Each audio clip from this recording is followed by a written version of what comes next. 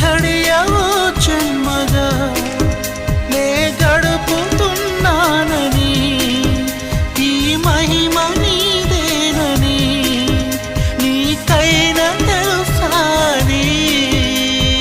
నీకు చెప్పాలని ఒకే ఒక మాట మదిలోన దాగుంది మౌనంగా ఒకే ఒక మాట పెదవో పలేనంత తీయంగా నా పేరు